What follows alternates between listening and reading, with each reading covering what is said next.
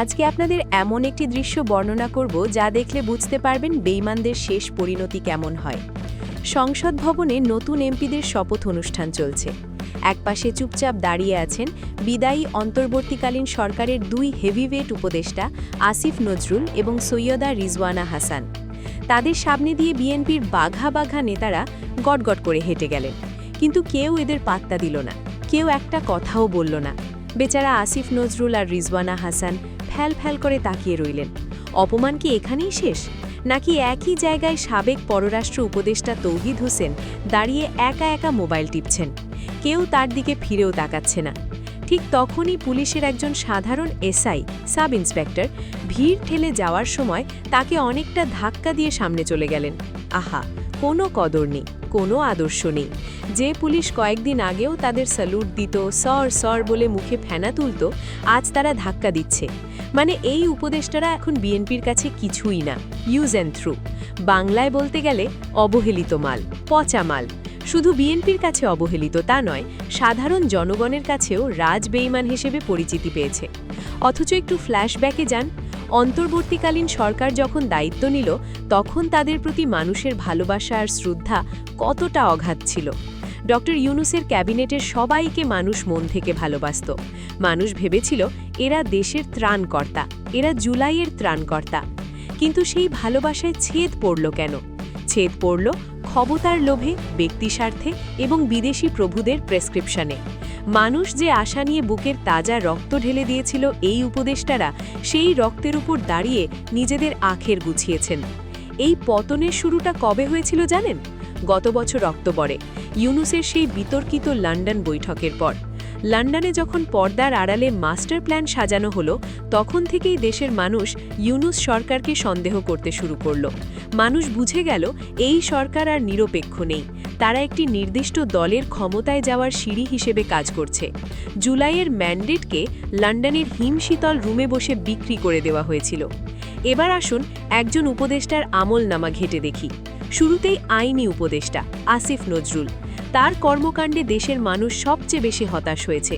বলছে তিনি আইনের নামে রীতিমতো প্রহসন করেছে। একদিকে তিনি গণহারে আওয়ামী লীগের খুনি আসামিদের জামিন দিয়ে ছেড়ে দিয়েছেন, অন্যদিকে জামাত শিবিরের মতো তরুণদের পুরনো রাজনৈতিক মামলাগুলোয় ইচ্ছে করে জিয়ে রেখেছিলেন।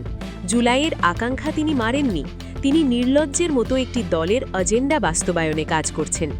এসব কারণে দেশের আপামর জনতা যাকে বলে জুতো পেটা করতে চেয়েছিল।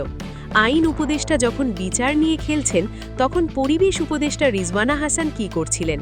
দেশের মানুষ যখন দ্রব্যমূল্য, চাঁদাবাজি আর সিন্ডিকেটের যন্ত্রণায় পিষ্ট, তখন তিনি মেতেছিলেন এলিট পরিবেশবাদী নিয়ে।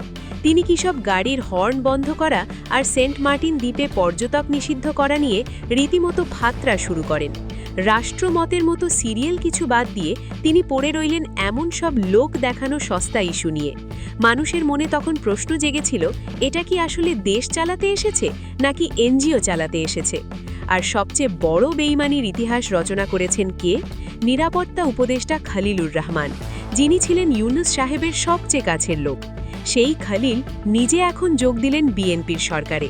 এর চেয়ে বড় প্রমাণ আর কি লাগে যে এই অন্তর্বর্তীকালীন সরকার পুরোপুরি বিএনপির বি টিম হিসেবে কাজ করছে। খলিল সাহেবরা ভিতরে ভিতরে নির্বাচন ইঞ্জিনিয়ারিং করেছেন, আর তার পুরস্কার হিসেবে আজ বিএনপির মন্ত্রিসভার চেয়ারে বসেছেন। পুরো ক্যাবিনেটে কি সবাই খারাপ ছিল? না, এভাবে ধরে ধরে হিসেব করলে দেখা যায় একমাত্র ফাইজুল কবির খান ছাড়া এই সরকারের একজন উপদেষ্টাও জুলাইয়ের শহীদদের কথা ভাবেনি।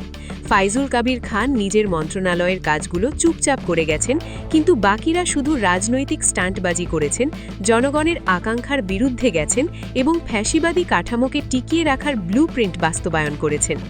সরকারের প্রতি মানুষের যেটুকু মায়া অবশিষ্ট ছিল, সেটা শেষ হয়ে যায় শহীদ ওসমান হাদিতে। তাদের খুনিদের বিচারের দাবিতে মানুষ যখন রাজপথে নামল, যখন যমুনা ঘেরাও করল, তখন তাদের কথা শোনার বদলে উল্টো গণহারে পিটুনি দেওয়া হলো। খুনিদের বিচার না করে উল্টো বিচার প্রার্থীদের পেটানো এবং শেষমেশ একটি নির্লজ্জ ইলেকশন ইঞ্জিনিয়ারিং করার ব্যাপারটি ইউনূস সরকারকে চরম অজনপ্রিয় করে তোলে। মানুষ বুঝতে পারে এরাও আসলে স্বৈরাচারের আরেকটা নতুন ভার্সন। যে কোনো সরকার যখন বিদায় নেয়, তখন মানুষের মনে একটি হলেও দাগ কাটে, মায়া তৈরি হয়। কিন্তু ইউনূস সরকার যখন ক্ষমতা ছাড়ল তখন কেউ তাদের জন্য এক ফোঁটা চোখের জল ছাড়ল না। চোখের পানি ছাড়া তো দূরের কথা, মানুষ উল্টো রাস্তাঘাটে, চায়ের দোকানে, সোশ্যাল মিডিয়ায় তাদের গালাগালি করছে। বেঈমানদের পরিণতি এমনই হয় যে জনগণ মাথায় তুলে নাচে, বেঈমানি করলে সেই জনগণই ডাস্টবিনে ছুঁড়ে ফেলতে দ্বিধাবোধ করে না। আজ এসআইয়ের ধাক্কা খাওয়া তৈ বা ফ্যাল করে তাকিয়ে থাকা আসিফ নজরুল তার সবচেয়ে বড় প্রমাণ। বিএনপি আজাদকে টিস্যু পেপারের মতো ব্যবহার করে ছুঁড়ে ফেলেছে। আসিফ নজরুল, রেজওয়ানা হাসানও এখন ইতিহাসের আস্থা কুড়ে নিক্ষিপ্ত। এই ঘটনা আগামী দিনে যে কোনো সরকারের জন্য একটি বিশাল শিক্ষা। জনগণের ম্যান্ডেট চুরি করলে, শহীদদের রক্তের সাথে বেইমানি করলে দিন শেষে আপনাকে এমন পচা মাল হয়েই বিদায় নিতে হবে। রেজওয়ানা, আসিফ নজরুলের মতো কেউ আপনাকে পাত্তা দেবে না। আপনারা কি মনে করেন উনি সরকারের এই করুণ বিদায়ের জন্য কারা? সবচেয়ে দামি ইংরেজিতে একটি প্রবাদ আছে, জাহাজ যখন ডুবতে শুরু করে তখন সবার আগে ইঁদুররা পালাতে থাকে। অন্তর্বর্তীকালীন সরকারের বিদায়ের পর ঠিক এই দৃশ্যটাই এখন আমরা দেখছি। যারা গত 1.5 বছরে এসি রুমে বসে জাতির সামনে লম্বা লম্বা নীতিবাক্য অর্জিয়েছেন, তারা এখন একের পর এক চুপিসারে দেশ ছেড়ে পালাচ্ছেন। খবর নিন, ইউনূস সাহেবের ডাক ও টেলিযোগাযোগ উপদেষ্টা ফয়েজ আহমেদ কোথায়? বিএনপি ক্ষমতা পুরোপুরি বুঝে নেওয়ার আগেই তিনি দেশ ছেড়ে সোজা নেদারল্যান্ডসে পাড়ি জমিয়েছেন। শুধু কি তাই, ডক্টর ইউনূস আন্তর্জাতিক বিষয়ক উপদেষ্টা লতিফ সিদ্দিকী নাকি ইতিমধ্যে দেশ থেকে ফেঁকেছেন। ক্ষমতা ছাড়ার 48 ঘণ্টা পার হতে না হতেই উপদেষ্টা যেভাবে লাপাত্তা হয়ে যাচ্ছেন, তাদের মনে হচ্ছে তারা জানতেন যে তারা দেশের মানুষের সাথে কিনে ফেলে বেইমানি করেছেন, বাটপাড়ি করেছেন। অনেকে হয়তো ভাবছেন এই উপদেষ্টা কি শুধু বিজেপির ভয় পাচ্ছেন? উত্তর হলো না। বিএনপির তো এখন মধুচন্দ্রিমা চলছে, তারা কেন এদের মারতে যাবে? বরং এই সরকার তো বিএনপির সেট করা। উপদেষ্টাদের দেশ ছাড়ার আসল কারণ হলো জনতার পিটুনি খাওয়ার ভয়। তারা খুব ভালো করে জানেন, জুলাই আকাঙ্ক্ষাকে গলা টিপে হত্যা করে তারা যে ইলেকশন ইঞ্জিনিয়ারিং করেছেন এবং শহীদ হাতির মতো তরুণদের, খুনিদের বাঁচিয়েছেন, তাতে সাধারণ মানুষের মুখে ক্ষোভের আগুন জ্বলছে। রাস্তায় নেমে জনগণ যে জুতাপ্যাটা গণপিটুনি দিতে পারে, এই সাইকোলজিক্যাল ট্রমা থেকে বাকি অনেক উপদেষ্টাই এখন দেশ ছাড়ার জন্য গোপনে ট্রাভেল ব্যাগ গোছাচ্ছেন। এবার আসুন আরেক বেইমানের জ্বলন্ত দৃষ্টান্ত, ইংরেজিতে যাকে বলে তার মা এইচ বুমরা, রাষ্ট্রীয় সংবাদ সংস্থা বাসসের এমডি মাহবুব মোর্শেদ। ঘটনা শুনলে আপনি হাসবেন নাকি কাঁদবেন বুঝতে পারবেন না। এই মাহবুব মোর্শেদ সাহেব গত 1.5 বছর বাসস ব্যবহার করে পুরোপুরি বিএনপির পক্ষে দালালি করছেন, আর সুযোগ পেলেই জামায়াতে ইসলামের বিপক্ষে বিষোদগার করেছেন এবং নেগেটিভ নিউজ করেছেন, স্ট্যাটাস দিয়েছেন। তিনি ভেবেছিলেন বিজেপির দালালি করলে বিএনপি ক্ষমতায় এসে তাকে মাথায় তুলে নাচবে, কিন্তু রেজাল্ট কি হলো?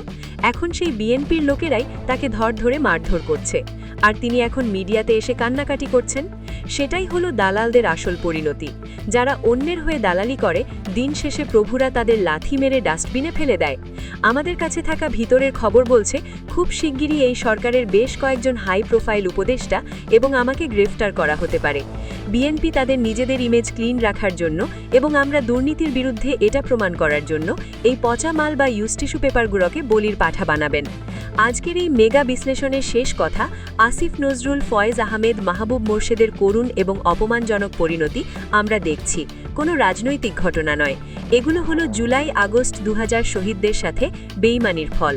এই তরুণরা বুকের তাজা রক্ত দিয়ে হাসিনাকে তাড়িয়েছিল, তাদের রক্তের উপর দাঁড়িয়ে যারা নিজেদের আখের গুছিয়েছে এবং একটি দলের দালালি করছে, প্রকৃতি তাদের ক্ষমা করবে না। তো বন্ধুরা, আজকের ভিডিও এখানেই শেষ। ভিডিওটা ভালো লাগলে অবশ্যই লাইক দিন, খবর রূপান্তর ট্রেন্ডস চ্যানেলটি সাবস্ক্রাইব করুন, আর নিচে কমেন্ট করে জানাবেন আপনার মতামত। আবার দেখা হবে পরের ভিডিওতে।